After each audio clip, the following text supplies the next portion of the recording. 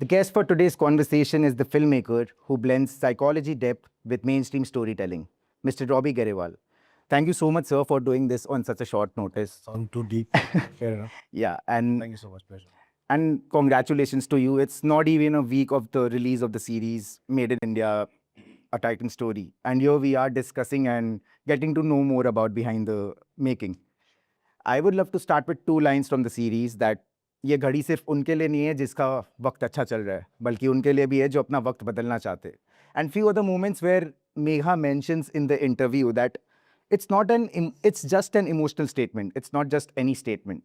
And a moment where Desai asks his wife that कि तो क्या तुम मुझे लोन दोगी? And she mentions नहीं लोन नहीं दूंगी मगर हिम्मत दूंगी. Eureka moment. And in the cab where JRD sir mentions that कि it's keep a poker face. You shouldn't look nervous to the other person, other investors.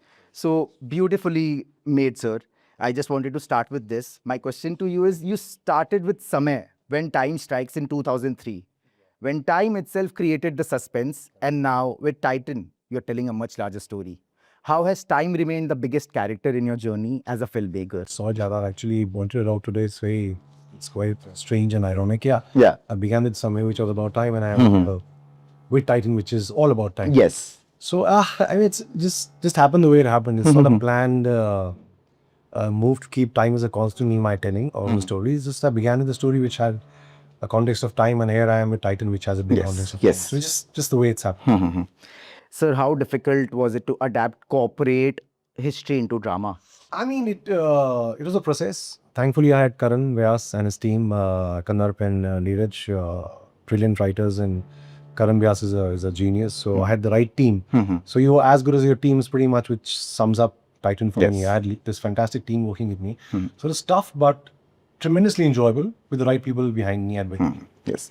I remember watching 25 South like 7-8 months back, and you mentioned about your upcoming projects, Bear and Titan Story. So, sir, how was the scheduling like? It's a 6-hour long series. So what was the scheduling? What were the shoot locations and what were the hardships basically? Yeah, I mean, see, the thing is that it's a lot of pages to shoot. Yes. It's a lot of time in the eventual edit that we have. And we were a bit against the wall in terms of we did a big budgets, 100 crore series, where you have the money at your disposal. But what we had was, again, I keep saying it, a fantastic team, right from a producer, my technical crew, the Amazon MX team, Amog, Anand, who are all behind the project in every way possible. So very tough in a way, but also a lot of fun in a way because, like I keep saying, the right team with you. It doesn't remain so tough. Yeah. So we had challenges. We had tremendous challenges, to be honest, to recreate the 80s, not just Bombay. You've seen the series? Yeah. Geneva, London, the works. I mean, it was not easy, but like fun. Yeah. What surprised you most while researching about Titan?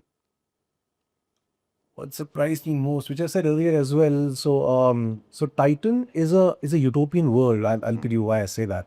So the moment I went there first time to do a little bit of an insight into the people over there, how they work, the culture they have, before when the script was being readied and before shooting, obviously. It's a place where people were generally really happy. And happiness, I'll read that. And happiness is slightly, today's day and age, it's a reduced sort of emotion in today's times because the work, the culture, the pace, and we all trying to striving to achieve something, doing whatever we can. Happiness takes a backseat, and here was a place where people were really happy. They were content. They were working really hard. So and it's just like a strange place, a beautifully strange place. Yes. So the attempt, once I saw the people there and the way they were in that compound, in that workspace, was to actually kind of get that happiness quotient or the derivative of what they feel into the show. And that's what the idea, very broad idea on the series was. So that's where we began from, and here we are. Do you approach it like a startup story or a family saga? It's a family saga of a startup. Yes. Very well said, sir. How do you dramatize a brand people already know emotionally? People know just the brand emotionally. They do not know the story emotionally. What really happened, transpired, how it reached their wrist. They just, Titan 2 and buy the watch. Fantastic watch. We all love it. But what really happened is not really known to anybody, not Yes, for me as well. yes. When I first was, asked to, help the series, I didn't know much. I just knew Tata is a fantastic company. Yeah. Growing up, it's been Tata means trust. Titan is a fantastic watches they make. But that's pretty much Yes. it, basically. So for me also was a learning curve, understanding the old ethos and how it began, the process. And I enjoyed just understanding how it really transpired, what they were and where they reached. So I love the facet of the graph they had in what they've become today. Yeah.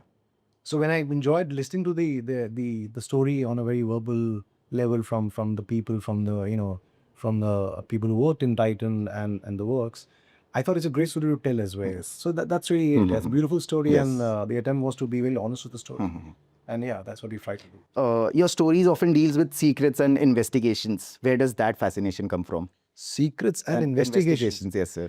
I mean, this one didn't have too many secrets in it, nor investigations, but every story has its own virtue. Every story has its own ethos, own play. Yeah. So yeah, you got to be true to the story, and we as a filmmaker rather, I try to be as true as I can, and hope for the best. Yeah. Sir, coming to the casting, like I was blown away. Like Yash has done a tremendous job. I was having this chat with him. Also, I'm meeting him after this to know more about his thoughts. Sir, how do you cast actors in a role? How do you cast actors in a role? I mean, it's $1 million question. For one, you should have the right casting director with you. And like you said, Yash was and is a fantastic casting director. So a lot of credit goes to him, to be honest. A lot of credit also I give to the platform, Anand, who's my, who's the EP, and he has an interesting knack of picking the right people. So we just, I don't know, we just kind of found the right people for the part, and they fit the part to the T, and as luck would have it, they're all fantastic actors, from Lakshmi to Kaveri to Vaibhav, and obviously Jim and Nasir Saab. And also, I mean, just since I'm taking names, I have to mention Joy Sengupta, I'm forgetting somebody right now on camera, obviously, but all the actors, Viraf, Paresh, I mean, fantastic. I mean, really actors with great craft. And so, what's your process with the actors? Do you believe in heavy rehearsals, workshops, or there's a room for improvisation? I believe in readings. Okay. And readings are not about learning the lines or, really, performing in the reading on the reading table. It's about understanding your character. Because when you read with actors, what happens is that they kind of understand the graph of what they're playing. And also they could have a different take on it on certain levels. And reading table allows us, all of us, to actually understand what I have in my head, what they have in their head, and maneuver the writing accordingly. So a lot of, eventually what you see on screen is actually through those, the reading sessions we have before the shoot. Discoveries. Because they don't really perform in the readings. It's not really performing and showing your acting histrionics on the table, but it's about understanding the character. Certain lines don't fit with a certain guy, for example. And there's some weight behind his thought. So as a maker, as the writer with me, as a director, we understand where is he coming from. Either he's right about something and fair enough, or we put a sense into why this guy is saying so much, or saying it like that. So reading I think is a very, very important virtue of understanding the characters for the actors who are playing the part, and also for me in a way. Because I look at a story holistically, but when actors come on the reading table, they're very microscopic point about their arcs. So you also kind of learn along with them. A lot of actors come with great suggestions. So what it does is that when you're on the shooting floor, it's clear to everyone what their parts are. So it saves time. It saves time is money, as you know. And the process becomes so much more smoother. So that's my 2-bit on it. You have shifted genres constantly. Was that intentional or instinctive? No, all instinctive. Instinctive. You don't really, I mean, plan and plot. Yeah. Ab ye kiya to abhi wo karenge. Nahin, it's just whatever comes in your head to tell, and What was the idea behind the story? How did it came into your observation? So the idea came to me through my friend, producer, Sunil Bora and Prableen. So they are my dearest friends, and I was doing a show with them, which released last December, Bhai, Paranormal Biopic of Gaurav Tiwari, and we were finishing shooting, and we were kind of at the last leg, and Sunil came to me with the thought of Titan, and and he's the reason I'm here in that sense, and so that's how Titan came to me. So, Few of the other moments which stayed with me was the invention of mirrors in the high-rise building in US, where JRD sir mentions, and it was beautifully put. Like we need to observe little things. It's there, but we let down about that. So I just wanted to make a point that I really enjoyed that. Fair. Thank you so much. What- That was used to me also. I didn't know once you were researching and Karan wrote it, then I realized that such a small little detail can really make that much of a difference too. Yes. Yeah. Were there any scenes that were particularly challenging to execute? Particularly challenging to execute. No, I don't really remember any scene. Sir, opening scene that workers were fighting a rain. So since you picked that, yes, that was challenging because the rain and the number of people, and that was challenging. Fair enough. And also that, if I'm not mistaken, that was in the earlier part of our filming. So we all sort of getting together, understanding each other, the team, and everything. And it was a little heavy sequence. And we had a day to film everything. A few other sequences from the later part as well were part of that day. So it was an exhaustive day and a little tough in the logistical sense of it, but fun. Yeah. Fun. Did anything change drastically from script to final draft? And what was the additional from your end to the book for the film? What changed from the... whatever changes mostly on the writing level happens on the journey till we reach the shooting floor. Okay. I mean, post that actors do change a few things, but they're not dramatical changes. Okay. The more intricate and detailed changes happen like the month and a half before we go on the floors. For example, me and my writers with Karan, we brainstorm, script is written, add things, subtract things. So that goes on. Also with the actors, like I said, readings, I had a lot of sessions with Jim. He's a very intelligent actor. He had a point of view on things. So I understood his take, he understood my take. We came on the same page. So all the changes like this, for example, happens before we go on the floor. Once we're on the floor, actors take over. The instinct takes over. Yes, things change, but not dramatically. Okay. Any unexpected or memorable moment from the shoot? Unexpected or memorable moment from the shoot? I mean, I don't really remember any specific moment. But I would say the challenge of shooting in the Titan factory, where we had a 80-100 member crew in the midst of thousands of watches being made. Sorry, I'll repeat that. So we had a 100-odd people crew, and we were in the middle of a factory where thousands of watches are being made every day. So it was and they didn't stop production, rightfully so. We can't say, chalo, हम shooting करेंगे आप गाड़ियाँ बनाना बंद कर दो. Obviously not. So they were making the watches while we were shooting. Okay. So it was a crazily fun situation. First for me, we have shot in empty factories, but never in a running factory. But really a lot of fun. The Titan team really embraced us in the sense that they allowed us for what we wanted. We were obviously wary of not stopping and affecting their work. So it was a mutual give and take in that sense, but a lot of fun. Coming to Bhay, the Gaurav Tiwari mystery, I feel lucky to interview Kalki ma'am and know her perspective about the making. I want to know, how do you shoot horror realistically? A lot of things happened in VFX and everything. How do you shoot horror realistically? Realistically, yeah. So, see, every horror story has its own meter. For Bhay, for example, we were very clear that since it's based on a real character, somebody who's passed away, so there's a lot of reality attached to the narrative. So we didn't want things to really become unreal. Yes, you do see spirits and ghosts in the show. They do appear on screen, but if you notice carefully, nobody does something untoward. Right. So there's no beds flying or sofas flying. So it's kept in a very real meter because we want to be very honest with the telling, in the sense that, again, real story, real guy, real journey. So we didn't want to undermine the reality by adding drama or, making larger than life in a manner where suddenly you feel, but did it really happen? Doesn't look real. So we were cognizant of the fact that we want to make it real, believable, yet keep the paranormal element in the story alive in a manner where you're spooked by it or intrigued by it or whatever. So it was a conscious decision to play it like that. Do you personally believe in paranormal? I do believe in paranormal. Okay. I do. How do you decide to go with Gaurav Tiwari's story? It just came to me. Came to you. I know of Gaurav Tiwari. I have known his journey as a viewer, as an audience. I know of him since you asked me a question. I do believe in paranormal. Okay. And Gaurav Tiwari was the epitome of paranormal sciences in our country. He began the paranormal sciences, so to speak, and became the poster boy. So I was very aware of his journey, Okay. much before the show came to me. Okay. And when it did come to me, it was again like I know it.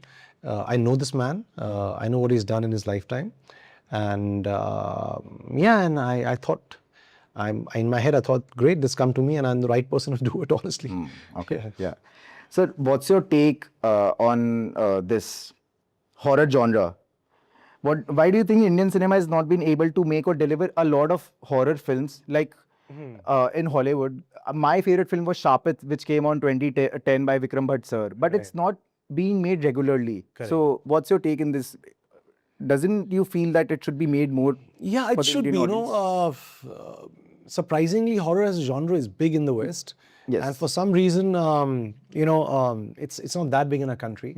Though it's changing now, but yet it's still a long way to go. Like horror comedies are big today. Yeah. But that's a different genre. It's not pure horror in that sense. But I think it's evolving. It's slowly but surely growing.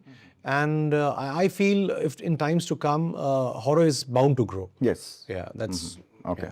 What makes a good heist film emotionally engaging? What makes a good heist film emotionally engaging?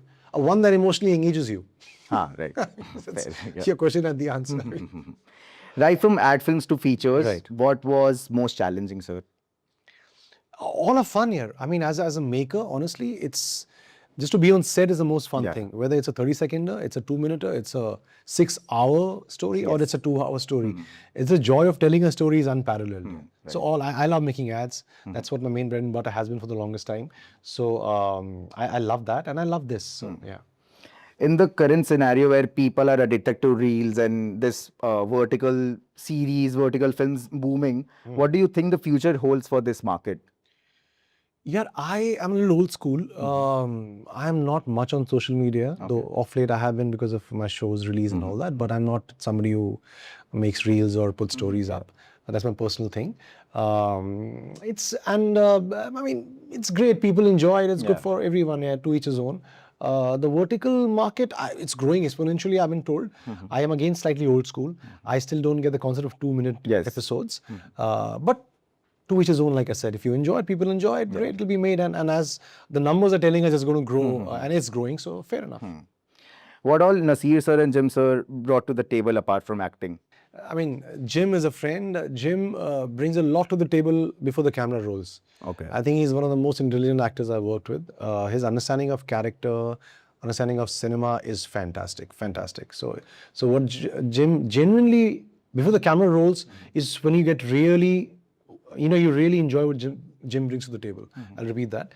So before the camera rolls is what really Jim brings to the table is fantastic. Because he understands the narrative structure really, really well. I always joke with him, dude, you got to direct soon. Because he's a very, very sharp mind. And obviously on camera we all know what he brings to the table. Nasir Saab, Nasir Saab is an icon. Yes. Just to discuss an idea and character and shoot him is beautiful. It's like for any filmmaker, you ask the people in your life maybe you want to direct, he would be up there in the top 3, and so for me as well. So just to have him on set and direct a story, a character for my story was absolutely fulfilling and beautiful. Sir, coming to Samay, 2003, where there were this chase sequence which was of 1.5 minutes or 2 minutes. So can you talk about more that shot taking and everything? There were this drone shots and fast cuts. No, they weren't. Top angle shot was there. Camera static. We didn't have drones back in the day. Yeah. And also, there was a crane shot in the outside roads. So that was, fun. I was pretty young that time.